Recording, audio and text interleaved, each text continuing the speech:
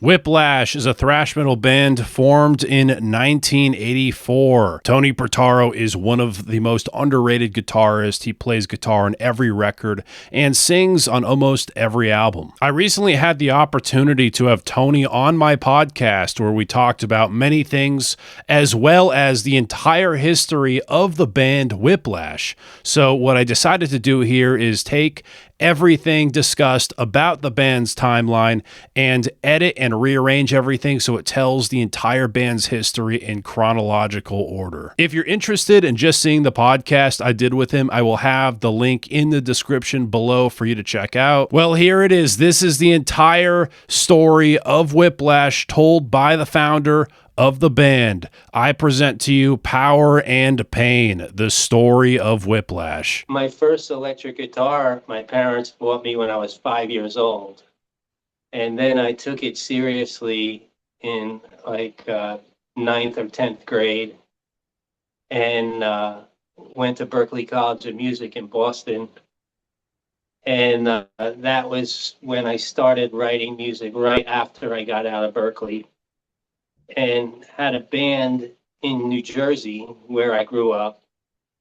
And that band was called Toxic. And one of my friends that we grew up together, even though we lived in different towns and went to different high schools, we became best friends, and he's like my brother, and he's my guitar tech now. But yeah, once I got out of Berklee, that was a band called Toxic with my brother Frank. And then there was a college radio station that was Montclair State College. Now it's Montclair State University in New Jersey. And they had a heavy metal station and they played all the local stuff and major label stuff and whatnot. But that DJ, Gene Corey, the metal maniac, introduced me to Tony Scaglione.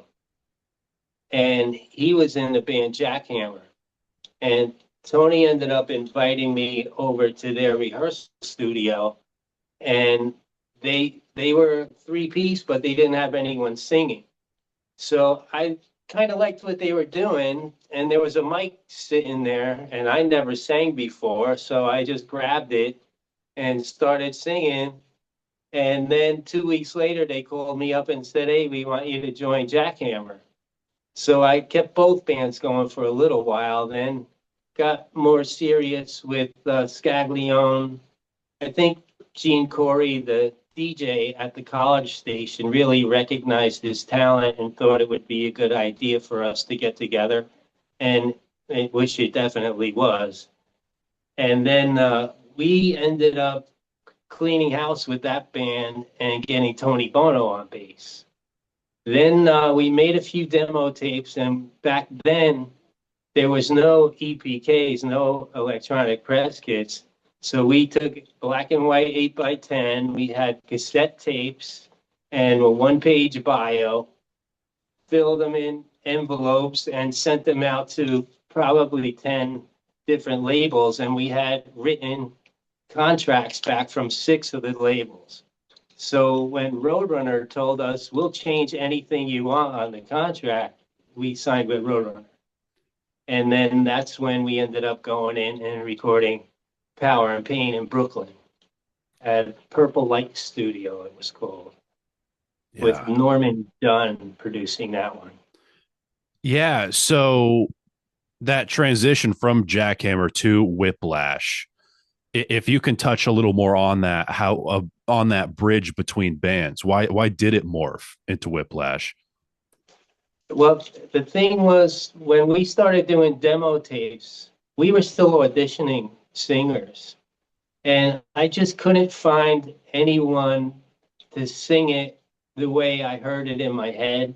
So that's why I sang on the first demo tape, and then we got the record deal, and it still ended up being like I wanted it done my way, even though I never liked my voice, and to this day I still don't. But I think people like the fact that it's three-piece, and it seems like my voice is what they want to hear. So I got to give them what they want to hear. And, I still think I'm more focused on my guitar playing and my songwriting, but now it snowballed into this whole thing where I could do the melodies and sing and play and do it all up, all unfortunately.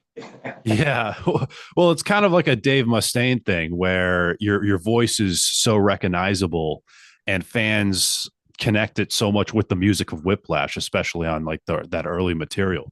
Now, Power and Pain is a legendary record here, and the tracks are just incredible. Now, were all these songs written fresh, or were there any ideas brought over from the Jackhammer days? There might have been one or two. I think Nailed to the Cross was probably one of them. There were a lot of toxic songs before Jackhammer that I wrote that were never used, but there's a couple of cassette demo tapes floating around out there. Yeah, and I wish to get my hands on one, but they're probably, I might have to take out a loan to get one. But um yeah, so what can you tell me about the writing and recording process of Power and Pain? I think coming right out of college, I had a lot of ideas in my head, and the good thing about Berkeley was they never told you how to write or what to write or anything. They left the door wide open in your head, but you learned all the theory, which I stress to every guitar player and every musician out there. You really should learn theory. And the way I put it is once you know theory, you could see the music.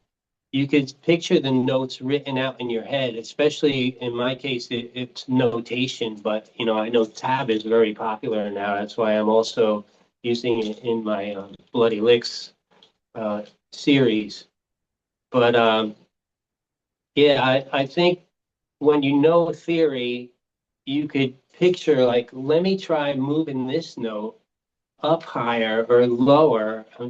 You could do it without knowing theory, but from my experience, a lot of people that don't know theory, when they write songs, almost, and it's not a bad thing, but every song will sound similar. But maybe that's their trademark. And maybe it works great for you. But I want to still play with all the power and speed and everything that I try to incorporate in my songs and make them sound different. I don't want every song to sound the same, and I think that's something I'm pretty damn good at. I'd say, yeah, I'd say. So that's so interesting to hear that you were using theory even in the like early days on the first record, where I know you've been using it in like modern times now, but that's really cool to hear that. Like, I don't think any thrash bands were doing that, like implementing music theory into the music. So that's just so awesome. Now, for that record, do you remember how many days you got in the studio for that, as well as like the budget for Power and Pain? I remember we used to rehearse every day, even Christmas, Easter, New Year's Day. It didn't matter.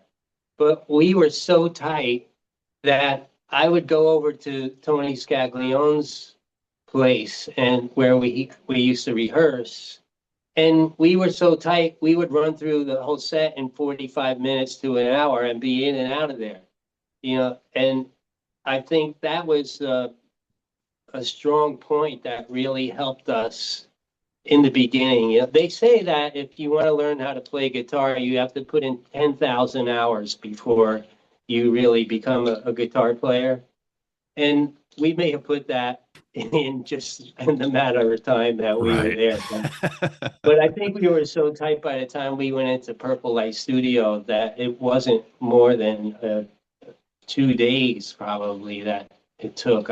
It's really hard for me to remember the details with that because, geez, that was probably 40 something years ago, 42. Yeah, we're talking 86 here. So Okay. yeah, that's Yeah, you're right. Yeah, 40. That's about 40 years ago. Yeah. Wow, yeah, so 40 years this year. Power and Pain. Did not Wow. realize that. Yeah, so what was your reaction to the cover here? Because for me, that's what drew me to this band of being like, what the hell Wow. is the music behind that? Well, we weren't really sure about the cover because we didn't want it to look like that robot hand was crushing a skinhead or a hardcore guy, because he didn't have hair. But it seemed to work, and I'm glad it took off. And really, those shirts, those T-shirts, probably sell the best out of all the T-shirts we have to this day. Yeah, it's just so it's so unique and crazy, and it's a legendary album. Now, in regards of playing shows around this time, I know you guys didn't do any shows before this album was put out, right? That's a good question. I don't know why we didn't, but uh, I guess we wanted to make sure, since we had the record deal and the contract, we wanted to get the album done first. Then there was a connection we had in California, and she actually used to send us these really good green buds of weed and cassette cases in the mail. And she was good friends with all the San Francisco Bay Area thrash bands back then, like Possessed and Exodus and all them guys, and Metallica, I'm sure, because she ended up hooking us up with Possessed. We had that our first show at Ruthie's Inn in Berkeley, California, and Metallica was there. Even Cliff Burton was alive at the time. Gary Holt was there, and Possessed let us use their entire back line. And Larry Lalonde was still in Possessed at the time.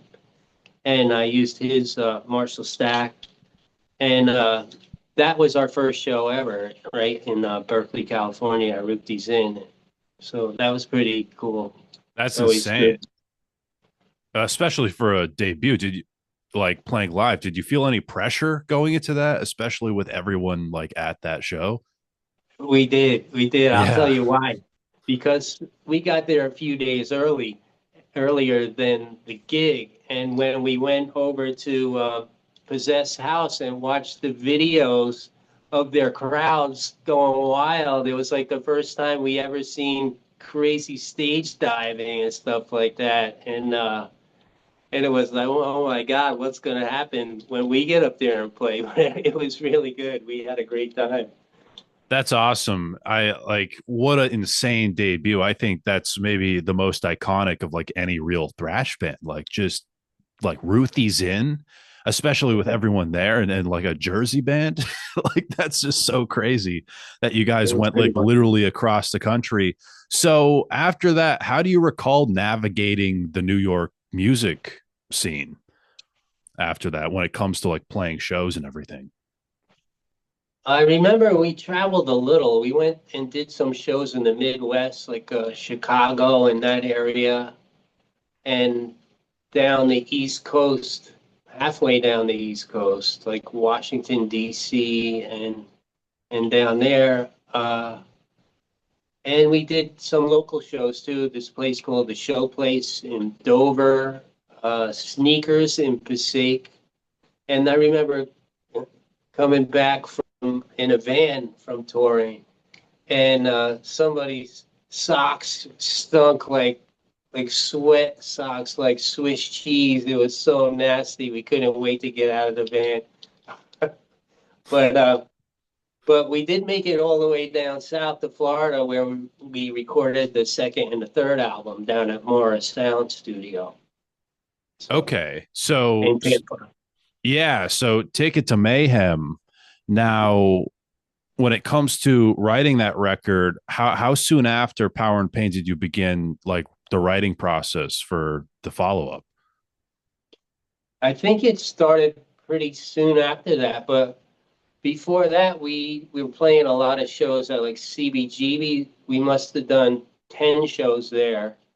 And the best place for metal was Lemoore in Brooklyn, and we played there. We were like the house band there. Like anytime someone would cancel, they'd call us up, and we'd go fill in the middle slot. They'd have an opener and a headliner, and we kept playing right in the middle. But the good thing about the CBGB scene was all the hardcore kids, they like, and I call them kids, but we were kids at the same time. But they took us under their wing, which was really cool for us because we weren't hardcore, and they were all like Brooklyn guys, and it was sort of like mysterious, like why are they so cool to us and we were cool with them and we like bonded, and I still run into these guys like Vinny Stigma and Roger. I still see them. I ran into them back in Jersey at one of their last shows, and in fact, those two guys, Vinny and Roger and Pete Steele from Carnivore and Typo, sang on the Power and Pain album. They did background vocals on Power and Pain. Do you remember which songs specifically? I don't remember what song it was, but I could tell you a story from that session. Sure. I remember we were all crowded around a microphone and singing the backgrounds. I'm not sure what song. It might be on the credits, but the producer had to tell Pete to step back like 3 feet because his voice, he's so big and his lungs were so big and he was overpowering everyone else. So he had to step back like 3 steps while everyone else was still like crowded around the mic. So he didn't like blast over everyone's volume. I believe it. Knowing his voice for sure. Wow. So did you play with a lot of like hardcore bands as well? At CB's, yeah, at Yeah. CBG, it was a lot. Yeah, Sheer Terror. Uh, Trying to think of some other bands. Cause for Alarm. Cool. Scaglione played drums with them for a while, and Sheer Terror. Uh, Blessed Death rings a bell. I think that was another band. Ticket to Mayhem, you said you went to Florida to record that and Insult to Injury, right? Right, right. That was Morris Sound Studio, and with Tom Morris and his brother. And at the time, it was the only recording studio built from the ground up in Florida to be a studio. And yeah, and Massacre, Obituary, a lot of bands back then were recording there. Scott Burns got his start, and he was an engineer. Then he started producing right there at Morris Sound. Yeah. So what can you tell me about that writing process for Ticket to Mayhem? Was it just kind of an extension of the same as the first record, or did you have like a different approach here? It was different in the respect that Power of Pain, I wrote everything, the music and the lyrics. And on Ticket to Mayhem, we started collaborating with Cangelosi and and then eventually on Insult to Injury with Glenn Hansen. But yeah, so it was a little different collaborating, but it was a lot of fun. Yeah. Yeah. So it seems like was Insult to Injury and Ticket to Mayhem, was it like one writing process? Like one, because they almost feel like brother and sister records to me. Or was it an even different approach with that third record? I'd like to think I think it was pretty much the same thing. It flowed from one to the other, but I think my writing always kind of grew and changed, especially my leads. I stopped singing for Insult to Injury because I wanted to focus on guitar playing, and I think that's when my lead took a big leap forward and got that much better. Um, But Yeah. like I said earlier, I think people really want three-piece Whiplash, and for some reason want me singing. So I'm giving them what they want. Yeah, well, I love all of it. Even that album, I think is really nice, and there are some nice vocals on it. But I do miss like your vocals for sure. I like all of it. I don't think any of it is bad by any means.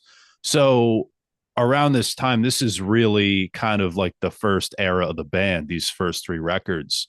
Now, in like '89, what was really like the relationship between band members around this time?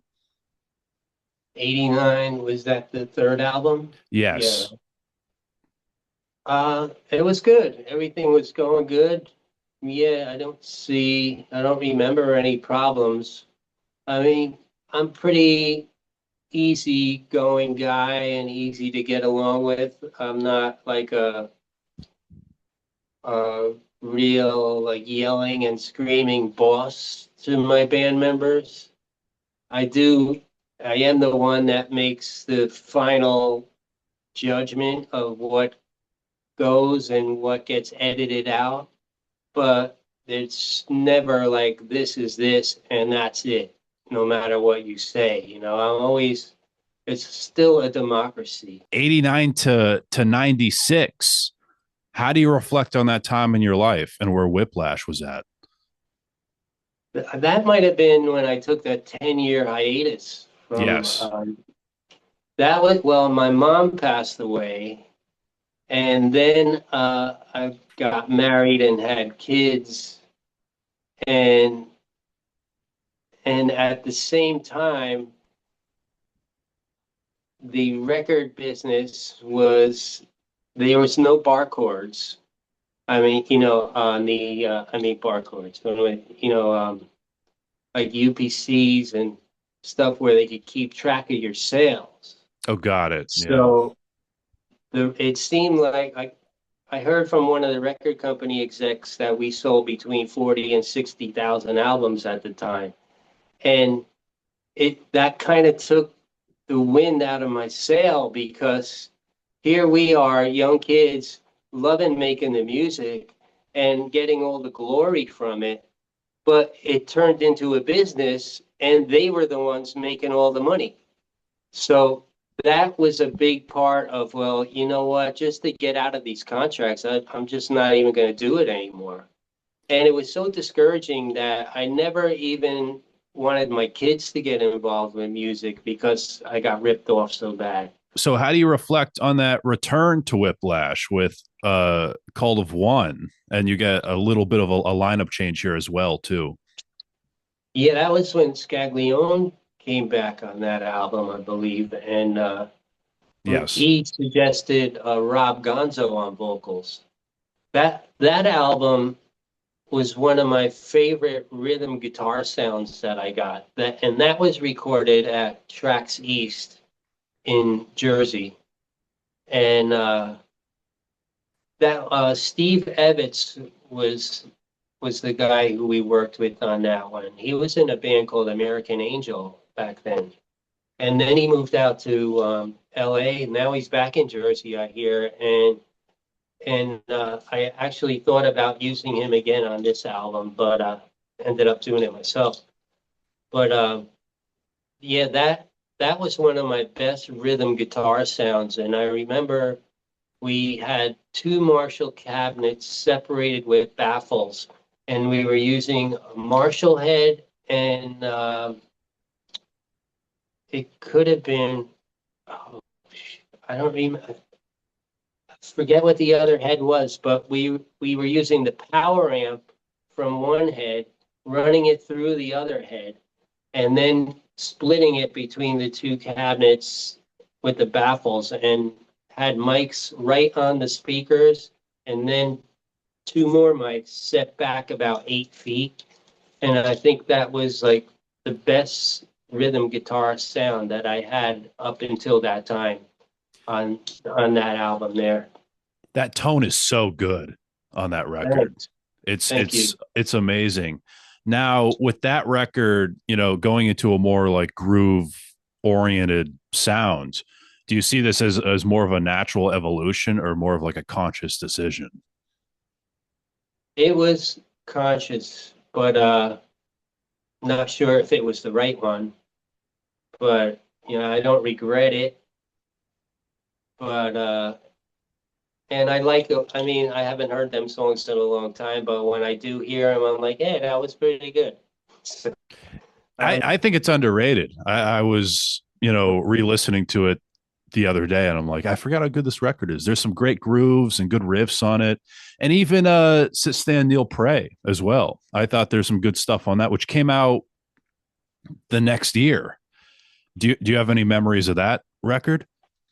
I do. That was, I really like that record because it was the first time I really sat down with another guitar player and figured out stuff together.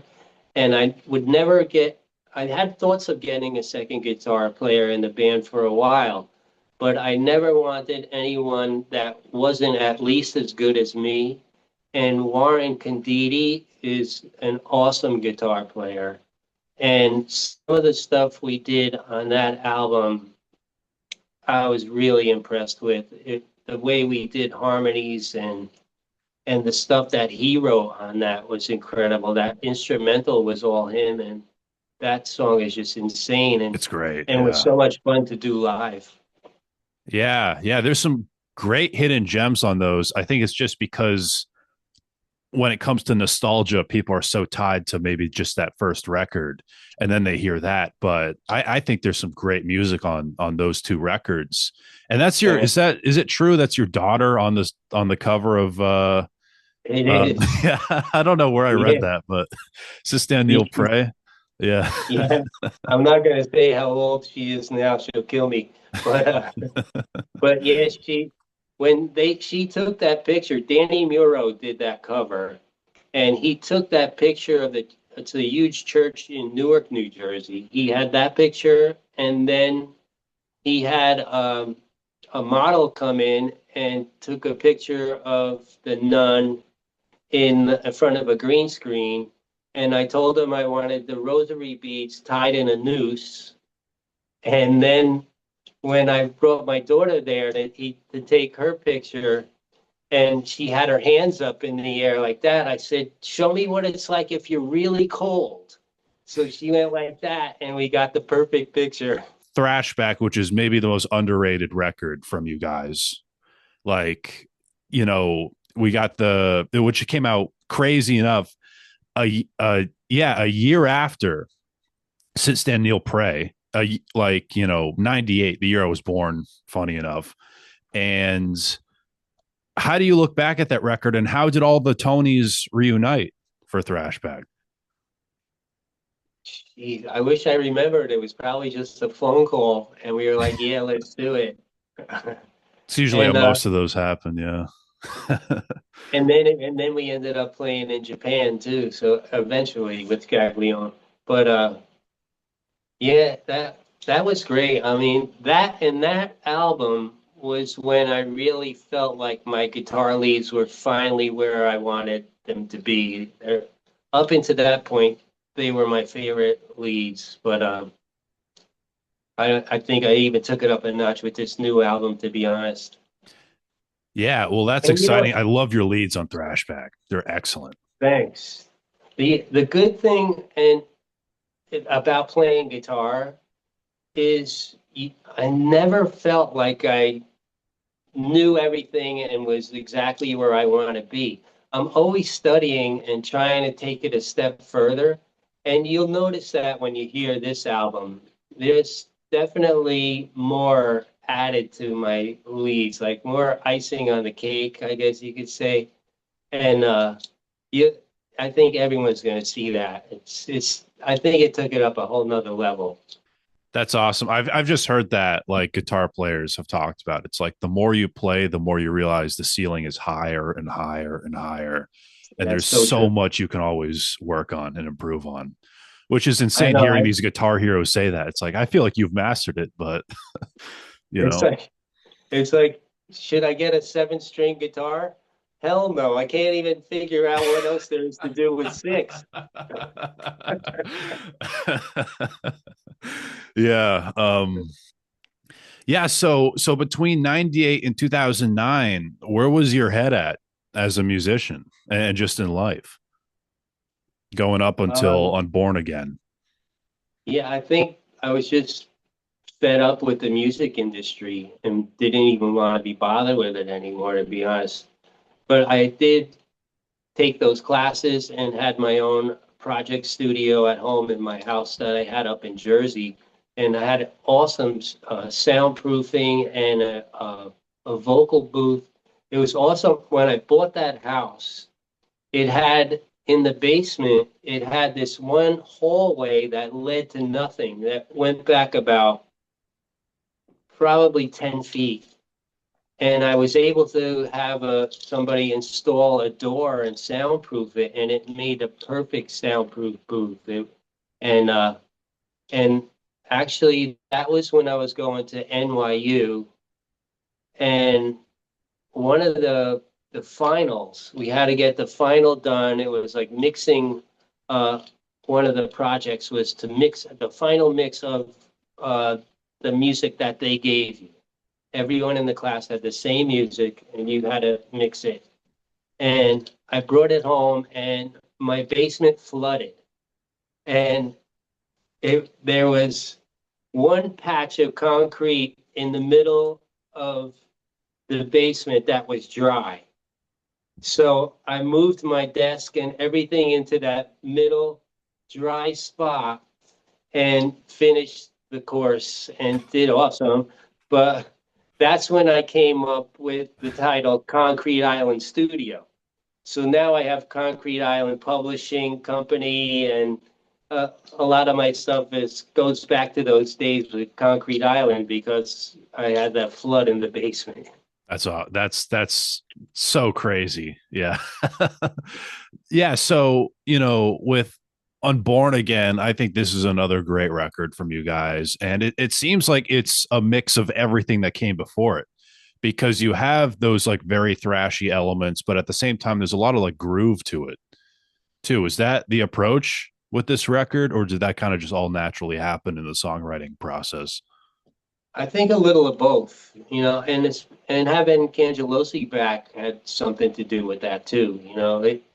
He's a very high energy guy, and I think that comes across in the music, and it kind of sheds off of him onto you, and uh, and you feel it when you play with a drummer that hits that hard and plays that fast, sometimes too fast, but Yeah. it's challenging, and and that contributes to the feel of every song, and that had something to do with it too. So yeah.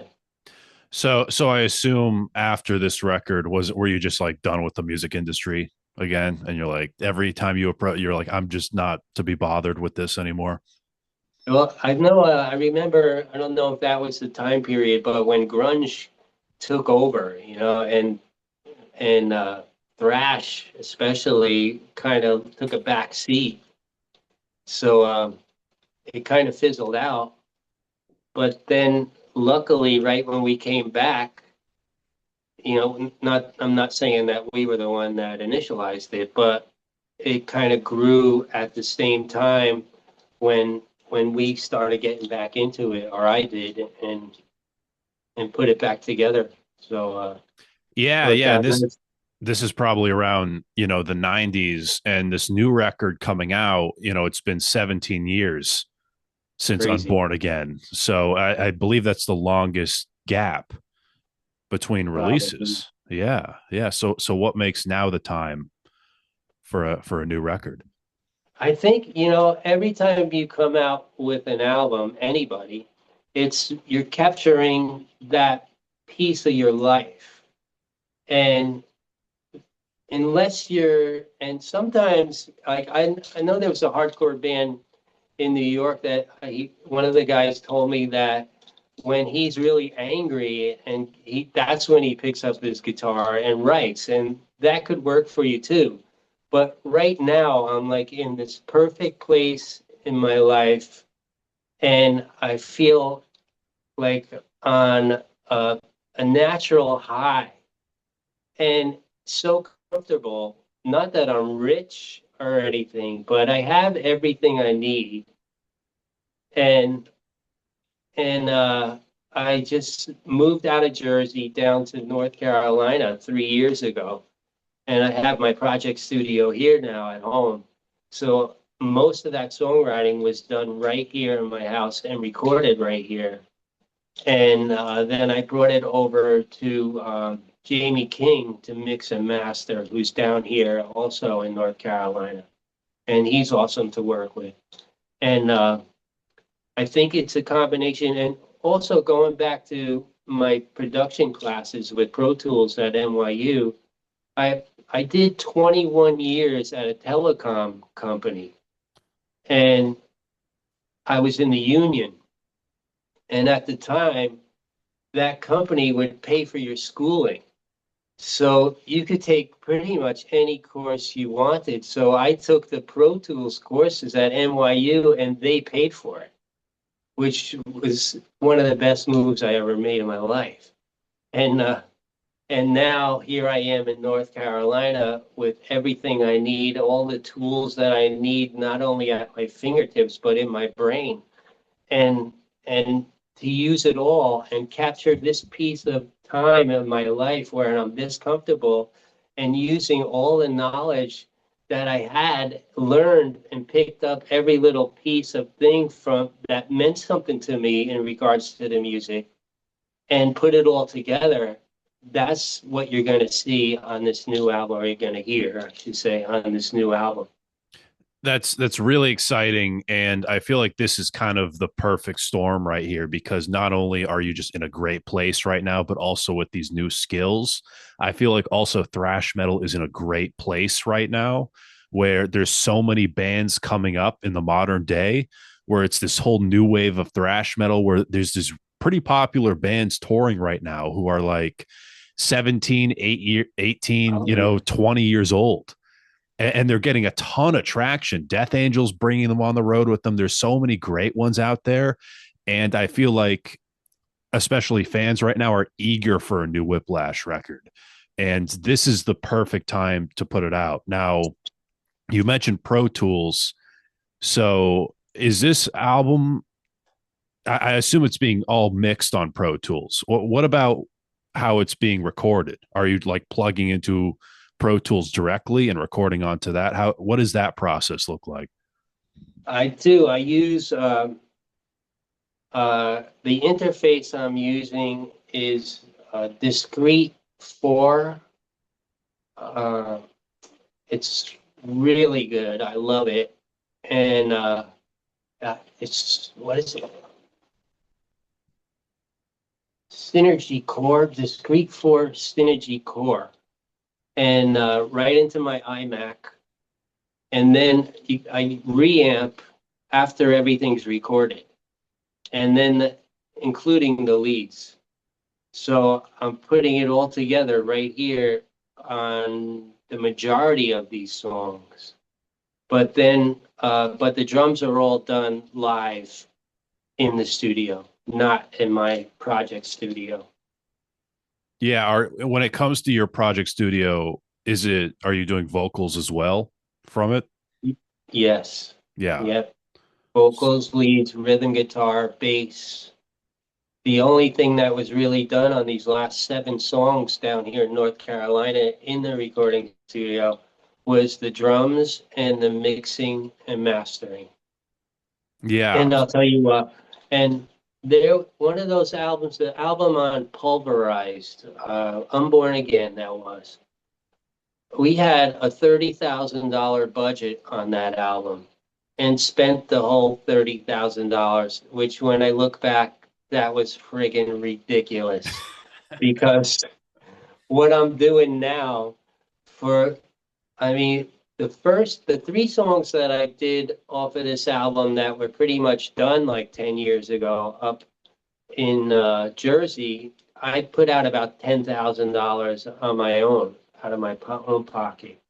And now with the the technique that I have producing from start to finish with these last 7 songs, it's costing me a fraction of that.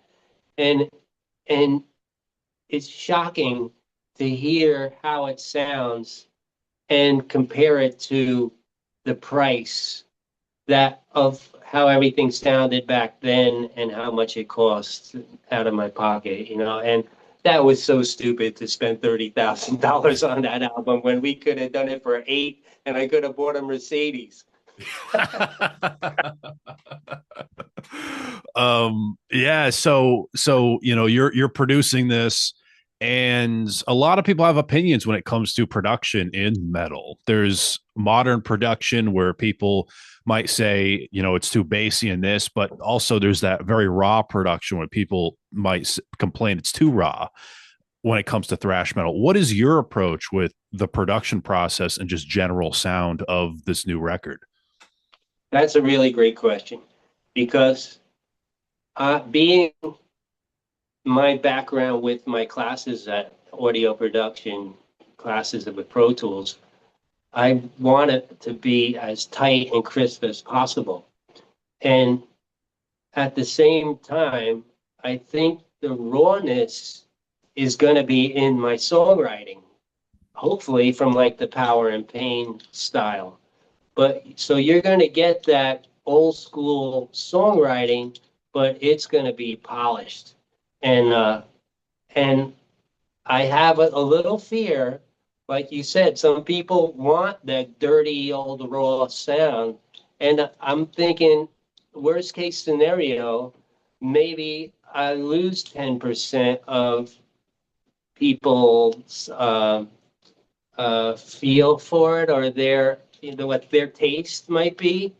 But I think I'm going to gain another 50% or 90% when they hear this. So I might lose some people, or some people might not be happy with it, but I'm going to benefit from the amount of people that are going to appreciate what I've done. So Yeah, the I appeal hope for that's me it. is just, yeah, that makes a lot of sense. And for me, the appeal is just how personal of an album the scene seems for you, because you're literally, doing a lot of the songwriting, you're doing the production, so I feel like this is just the fullest vision a Whiplash record has ever been, because of how much impact and control you have on every single little element of this album.